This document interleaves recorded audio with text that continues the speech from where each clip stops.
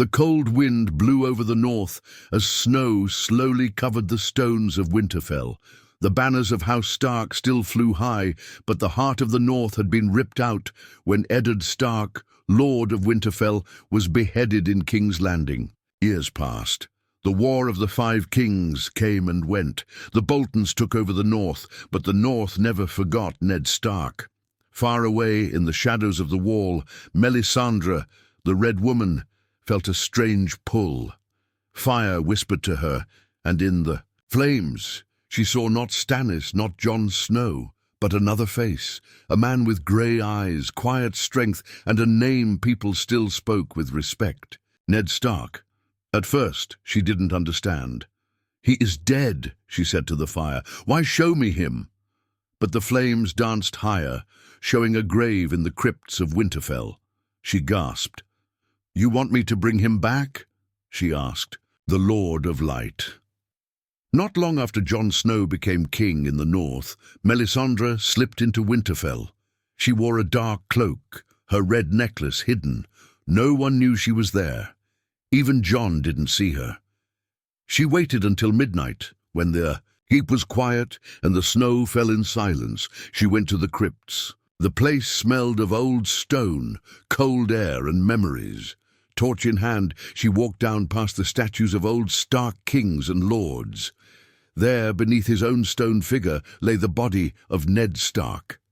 They had returned his bones from King's Landing, and Jon had buried him with honor.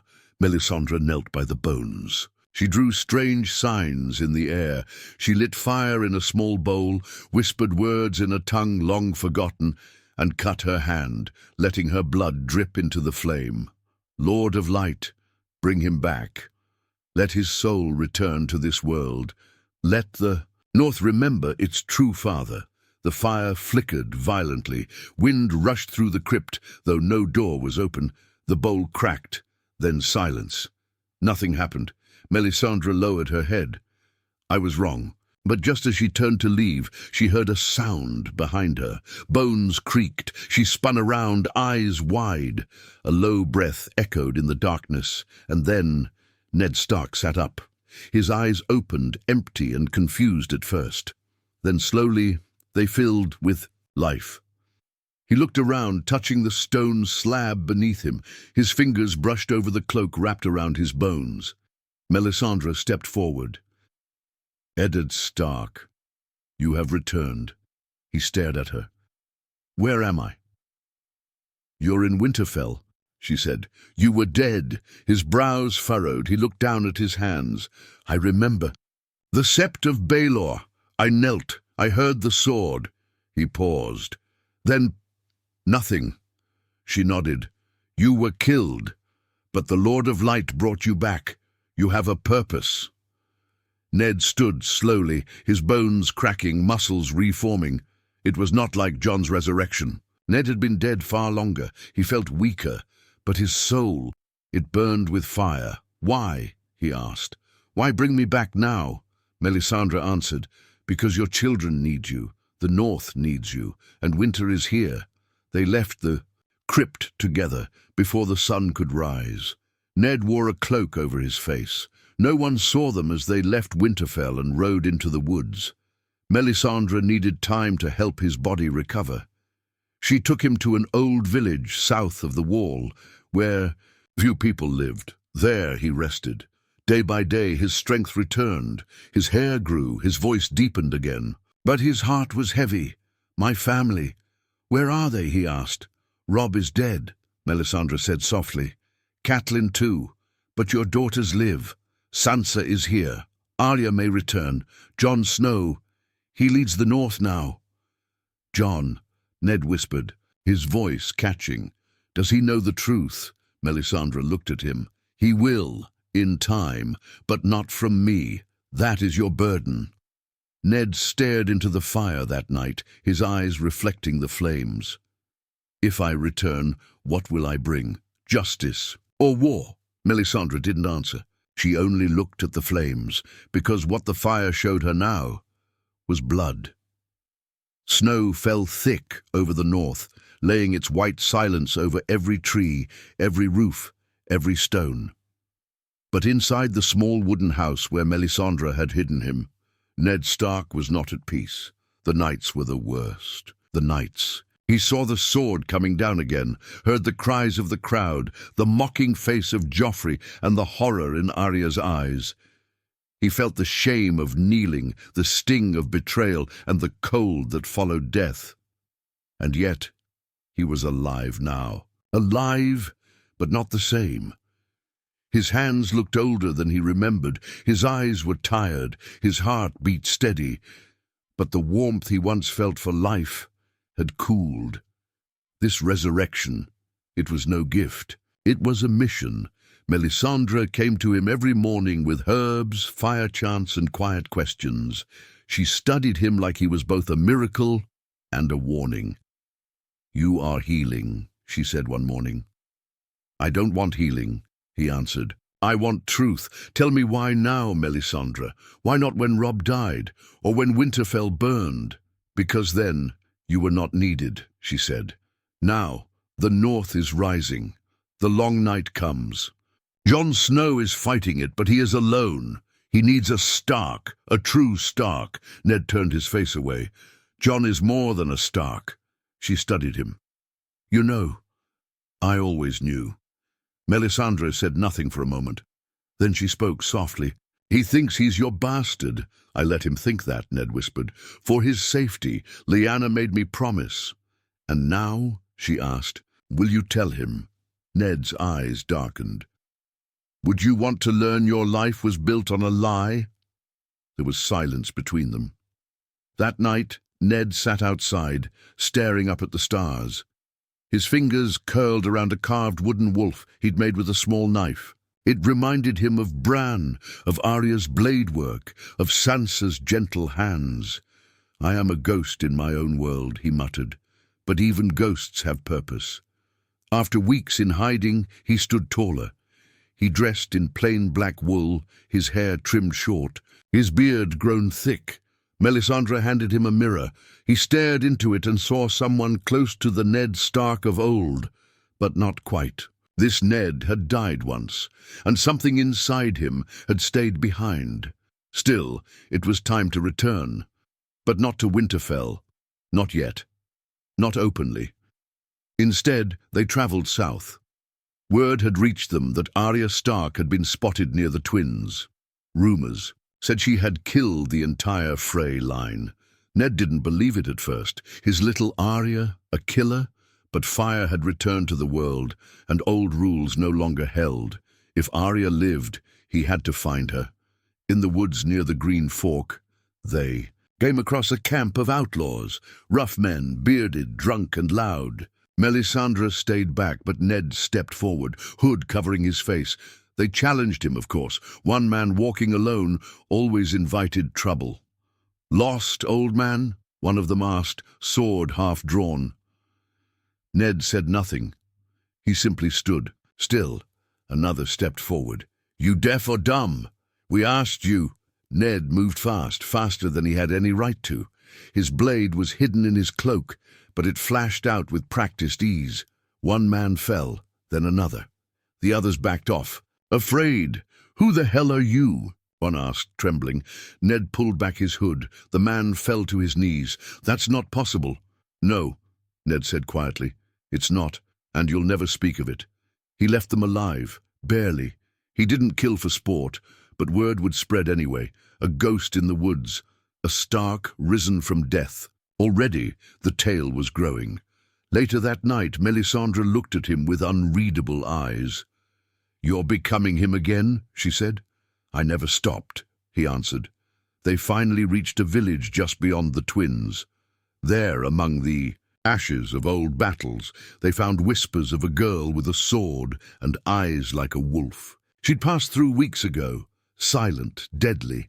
Arya Ned felt pride and fear. What had his daughter become in this cruel world? As they rested in a tavern that night, an old man came in, wrapped in a cloak of House Umber. He sat near Ned and stared at him. "You look like someone I knew," the man said after a long pause. "Many do," Ned replied. "No," the man said. "Not like that. I knew him. fought with him, marched behind him. The young wolf's father, Eddard Stark. Ned met his eyes. Then forget you saw me. The old man shook his head. No, I won't. The North remembers. And if you're back, maybe the North has hope again. Ned didn't answer. He simply stood and walked out into the snow. That night, as the wind howled, Melisandre said, "You cannot hide forever. You must choose, shadow or fire." Ned stared into the flame. "I'm not here to be a hero or a king. I only came back to fix what I left broken." "And what is that?" she asked. "My family." He turned to her then. "And if I must, burn every throne to do it, I will." And for the first time, Melisandre feared him, because the fire in his eyes wasn't hers, it was his own. The snow never stopped falling. Every step Ned Stark took toward Winterfell stirred memories so heavy, they nearly bent his back more than the cold ever could. He had once ridden these roads as Warden of the North, flanked by bannermen, banners flying, villagers cheering. Now he walked in silence, dressed like a common man, hiding his face beneath a dark hood, as if ashamed of being alive. But he wasn't ashamed. He was watching. Winterfell had changed. From the hills above the outer wall, he studied it through a spyglass taken off a dead Bolton scout. The castle stood strong again, rebuilt with stone and willpower. Wolves flew on the banners once more. And the people, gods, the people, they looked at the walls not with fear, but with pride. His children had done this. Jon Sansa, they had taken back their home from monsters while he lay dead and forgotten in the cold earth. "They no longer need me," he muttered. Melisandre stood beside him. "They need you more than ever. The real war hasn't started yet." Ned didn't reply. His eyes were fixed on the courtyard below. He saw men training with swords. He saw horses being fed. He saw a woman in a thick blue cloak walk past the godswood. His breath caught Sansa. She had grown into her mother's height and her father's quiet strength. Her face was noble, pale, and calm, but her eyes had seen too much. She paused at the weirwood, kneeling. "To pray," Ned whispered. "She prays to the old gods. She remembers." "You taught her well," Melisandre said, but he stepped back. He couldn't face her yet. "Not like this. I need to speak to Jon first." Melisandre's lips pressed into a line. "He is not here." Ned turned sharply. "Where?" "He rides to Eastwatch. The dead are moving." Ned stared into the snow. He had heard whispers, white walkers, frozen corpses, wildlings joining with crows to survive. But hearing it and believing it were two different things. "And you think I can stop this war?" "I think you were brought back to do something." "No one else can," she said. "You carry honor like a sword. Even in death it did not leave you." Ned didn't answer. He just began walking. He and Melisandre moved south again, toward Eastwatch, but not quickly. Ned was careful, always watching, always planning. Along the way, they found signs of change. Villages were half empty. Farmers spoke of ghost armies seen near the forest. Old people told stories of wolves returning to the woods, and not just dire wolves, but stark men in dreams and visions. One boy, barely 10, ran up to them near the inn at the crossroads. "You're the ghost," he whispered to Ned. "My gran said the old wolf walks again." Ned crouched. "Does your gran speak often of ghosts?" "She sees things," the boy replied. "Says the North will rise again. Says the gods are waking, the bee." Boy ran off before Ned could say more. By the time they reached a northern outpost near the shivering sea, word had already spread. Men stared at Ned in disbelief. Some knelt, some cried. One old bannerman of House Hornwood grabbed his hand and said, "We burned your bones, we wept for you. How can you be standing here?" "I shouldn't be," Ned replied. "But the gods, or something worse, have brought me back." They gave him a horse, supplies, and news. Jon was already at the wall, gathering men, preparing for war, and the dead were coming. As they rode, Ned found silence again. Melisandre rarely spoke. He was thankful for that, but when she did speak, it was always something that gnawed at him. "You were the sword in the darkness once," she said. "Now you must be the fire in the snow." "I am not your champion." He growled. "You're no one's champion, Eddard Stark," she replied. "That's why you're perfect." They reached Eastwatch in the middle of a storm. The guards didn't recognize him at first. He didn't blame them. His face was thinner, now eyes darker, skin marked by death. But when he spoke, one of them staggered back in shock. "Gods forgive me, Lord Stark," he nodded once. "Where is Jon Snow?" "Inside, speaking with Tormund Giantsbane and Ser Davos." He was about to walk in after all this time, but then he stopped. His hands were shaking. "What do I even say?" he whispered. Melisandre tilted her head. "The truth." He stepped into the great hall. There was Jon, standing near the map table, tired and dressed in black furs, his sword Longclaw resting beside him. He was older, broader in the shoulders, his face marked by leadership and loss. Ned took a step forward. Jon turned. At first he didn't speak, he didn't blink. His mouth opened, but no words came. "Jon," Ned said, voice hoarse. "It's me." Jon took a step forward, like in a dream. This can't be." "It is. I don't know how, but it is." Jon's eyes filled with tears. "They told me you were dead. I saw the bones. I buried them." "I was dead," Ned said, "but the fire brought me back." Jon stared, breath trembling. "Why now?" "Because the world is ending," Ned said quietly, "and the North needs its wolves." Jon moved forward and the two embraced. It was quiet, strong, and full of years they'd both lost. Behind them, Melisandre stood still, watching, because for the first time in a long time, fire and ice were standing side by side, and the night was coming. The fire crackled in the hall. As Jon sat in silence, his eyes fixed on the man in front of him, every part of his soul told him it was impossible, but every piece of his heart already knew. This wasn't a trick. This wasn't a lie whispered by shadows. Eddard Stark was alive. He looked different, older, thinner, scarred by death. But the way he spoke, the way he held his silence before answering, the way his gaze settled heavy but kind, this was the man Jon had built his life around. His father, or so he still thought. "I don't understand," Jon finally said, voice low. "You were gone. You were executed. I saw your bones return to Winterfell." Ned nodded. "I died, and the Red Woman brought me back." Jon looked at Melisandre with suspicion. "You said you were done playing with life and death." "I don't play," she said flatly. "I serve." Jon stood, pacing now. "You brought me back too. Is that why you brought him back? You think he's some weapon against the White Walkers?" Melisandre's eyes flicked toward Ned. "He was not brought back for you, or for the Wall. He was brought back for the North, and for the storm coming after this one." Jon frowned. "What do you mean?" But Ned raised a hand. "Let her speak later," he said. "Right now, I want to know about my children." Jon's face darkened. "You already know Robb is dead." Ned nodded slowly, the name sinking in like a stone. "Catelyn?" he asked. Jon hesitated. "She died at the Red Wedding. They cut her throat and threw her body in the river." Ned closed his eyes. For a long moment he said nothing. Then he whispered, "She always feared that war would take him, and still he marched like a true Stark." Jon's jaw tightened. "She came back too, in a way. But not like you. She was changed, different, angry. She called herself Lady Stoneheart and hunted the Freys. But she's gone now. No one's seen her in over a year."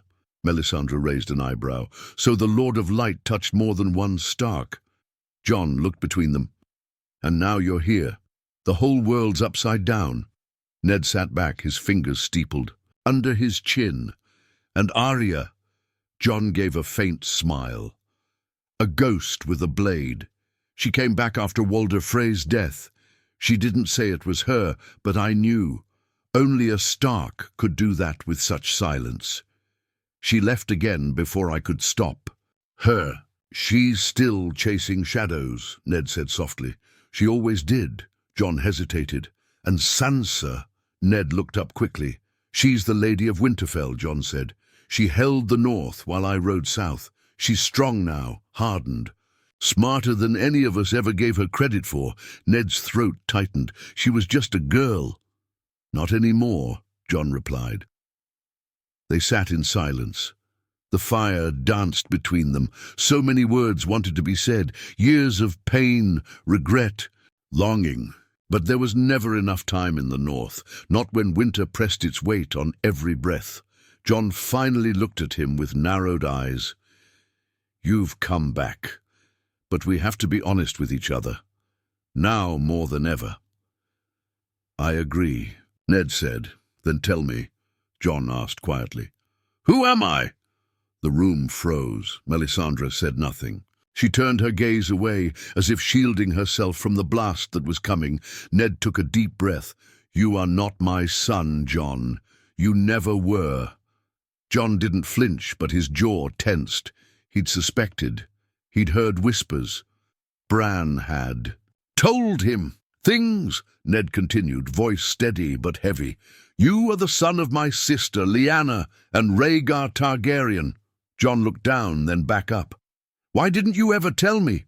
Because Robert would have killed you. The moment he found out, he hated all Targaryens, even innocent ones. So you lied, John said quietly. I protected you, Ned said, even if it meant carrying that shame. John stood, fists clenched, then turned away. He didn't speak for a long time. Finally he said, I thought I was just a bastard. I spent my whole life feeling like I didn't belong. Now I find out I'm not a Stark. Not really. Ned stood as well. You are as much a Stark as I ever was. Blood does not make you less. You carry the North in your bones. John turned, his voice a whisper. And fire in my blood. Yes, Ned said. And that's what makes you dangerous. To everyone. Melisandre stepped forward. He is the song of ice and fire. And the fire wants more than just survival. It wants victory. John's eyes flashed. I didn't ask for any of this. I just wanted to protect my people. Ned placed a hand on his shoulder. And that's why you must lead.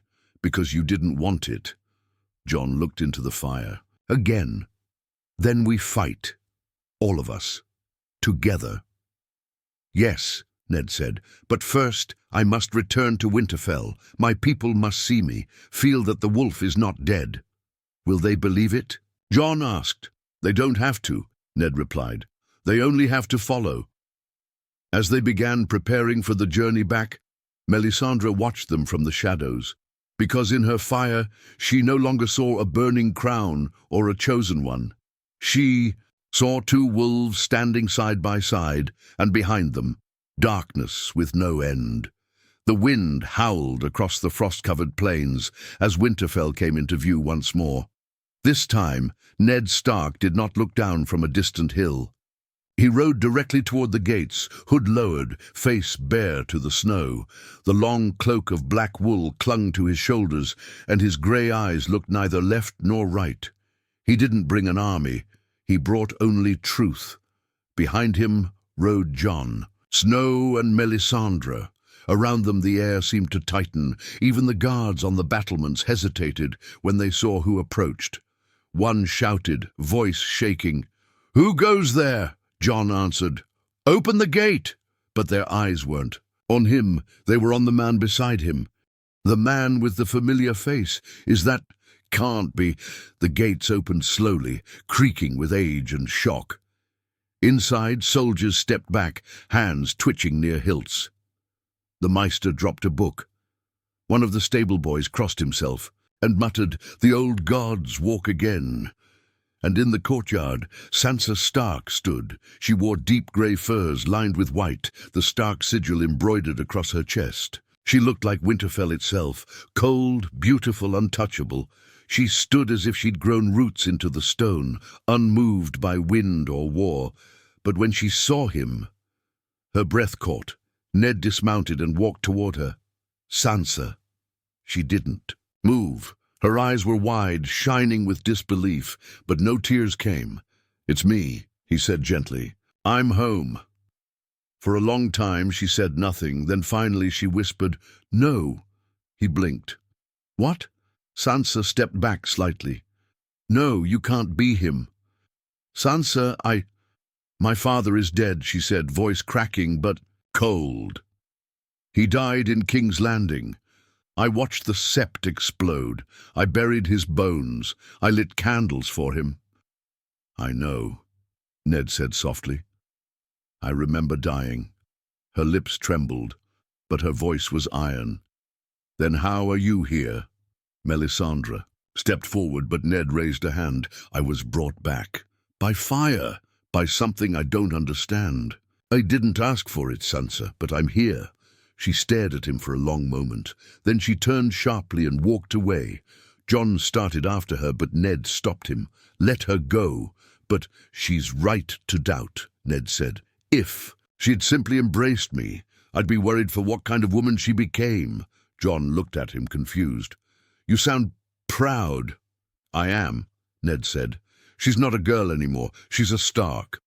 Inside the great hall, the council had gathered in confusion. Davos Seaworth, Brienne of Tarth, Maester Wolkan, and several northern lords sat around the table stunned. Sansa walked in, followed by Arya, quiet as death behind her. Arya stopped when she saw Ned. Her eyes narrowed, unreadable. Sansa turned to the room. "This man claims to be Eddard Stark." Gasps echoed through the hall. Davos stood slowly.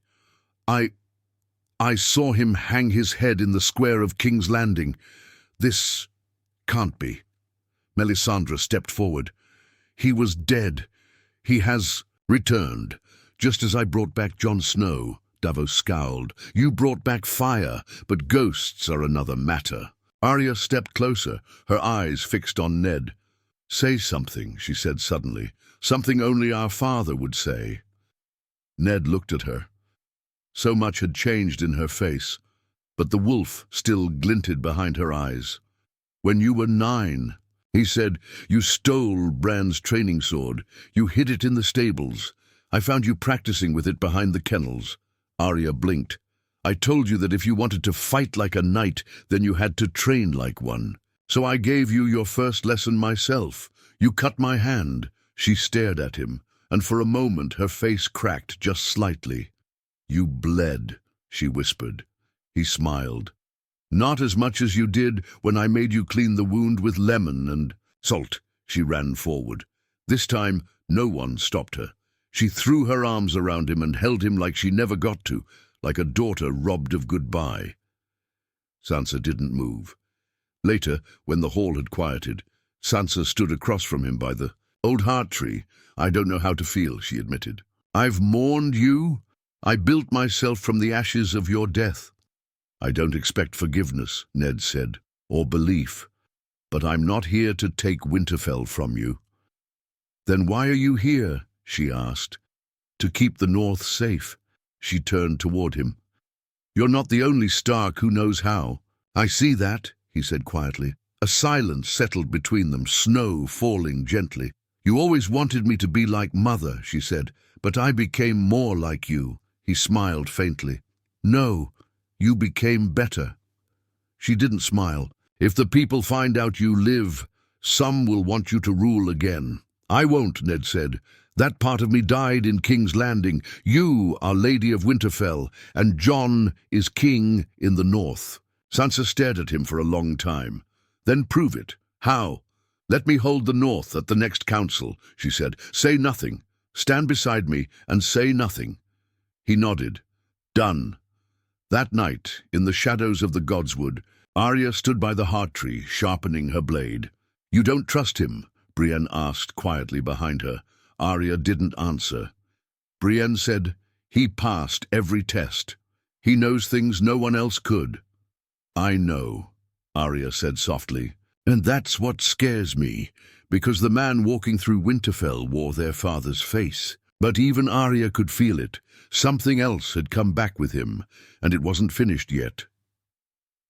The next morning, Winterfell stood still, like the breath of the north had paused to listen.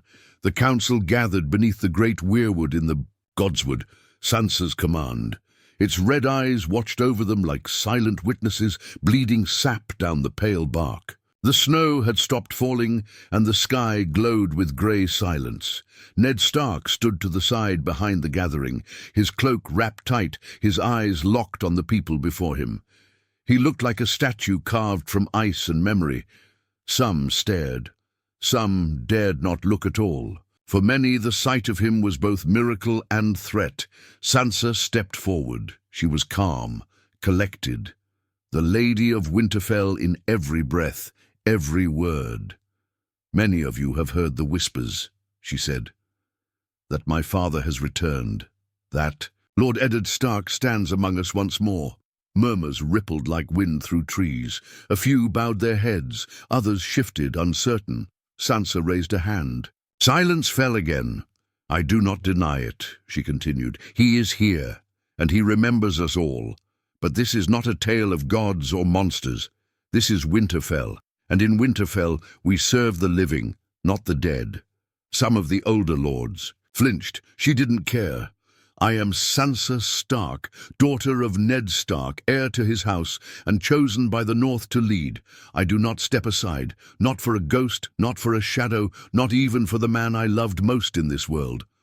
She turned, slightly, met her father's eyes. "And I do love you, but I am not your little bird anymore." Ned nodded once, a deep bow of the head. Respect, recognition. She looked to the rest of the North. "Let him walk among us, yes, but do not ask him to carry us. He's already carried too much." For a moment the godswood was still. Then Lord Glover stood. "I fought beside Eddard Stark. I'll follow his daughter." Others rose, House Mormont, House Serwyn. Even the quiet Maester offered a nod, and so it was done. Ned remained still. He did not speak. He honored her words with silence. But when he looked at Sansa, there was something else. Pride, yes, but also sorrow. That night, Ned walked alone through the halls of Winterfell. Every stone remembered him. Every stair creaked the way it used to. The old wolf statues at the gate hadn't moved in decades, but somehow they looked older, like time had passed even for stone. He stood outside the solar where he once held court. Once laughed with Catelyn, once watched his children play in the yard. Now they were gone, or grown, or both. Arya found him there, quiet as ever. She leaned against the doorway, arms folded. "You did the right thing," she said, letting her speak. She didn't need me to let her, Ned replied. Arya nodded. "That's what I meant," he turned to her. "You're sharper than I remember." "I had to be," she said. "The world cuts deep." "I never wanted that for you," she shrugged. "Want doesn't matter. What we become matters." They sat in silence for a moment, the wind whistling softly through the old shutters. "Do you think I'm still me?" he asked. Arya's eyes narrowed. "What do you mean?" "I died, Arya, and something came back. But I don't know if it's all me." Arya didn't speak at first. She studied his face, the twitch in his brow, the deep stillness in his posture. "Sometimes you pause before you speak, like you're searching for the right memory," she said. "Sometimes you flinch at names you should smile at." He looked down. "But you still talk like him, you still think like him, and you still fight like him." "Do I?" he asked quietly. Arya got up. "I don't know what came back, Father. But I know you came back for us." She walked away, but that night Ned couldn't sleep. He stood before the heart tree again, staring into its bloody eyes, whispering to the old gods. "I never asked to return," he said. "But if you've sent me here, if you've given me time I didn't earn, then I ask for only one thing." He bowed his head. "Let me keep them safe." Behind him, the snow shifted. Melisandre appeared, her red cloak dancing softly in the wind. "You're afraid," she said. "I am," he replied. "You feel it, don't you? Something dark followed you back." He nodded. "It's not just the White Walkers. There's something wrong in the world, something old, stirring." "The fire does not lie," she whispered. "You came back with pieces missing, and something else filled the gaps." He turned toward her. "Will I lose myself?" Melisandre looked into the firelight flickering from her torch. "Maybe," she said, "but not tonight." Days passed. Then a raven came from Eastwatch. The wall had fallen. The Night King had crossed. Jon was already marching south with what forces he could gather, and Winterfell was now the line between life and death. Sansa called every bannerman. Arya sharpened her blades. Davos drew maps. Ghost returned, scarred but alive, as if drawn by something deeper than instinct. And Ned Stark stood on the battlements, watching the northern horizon. Jon stood beside him. "They're coming, I know. You ready?" "No," Ned said, "but that's never stopped me before." They shared a small smile. Then the wind changed, and from far in the dark distance howling rose, not the howl of wolves, but of things that had forgotten what life once felt like.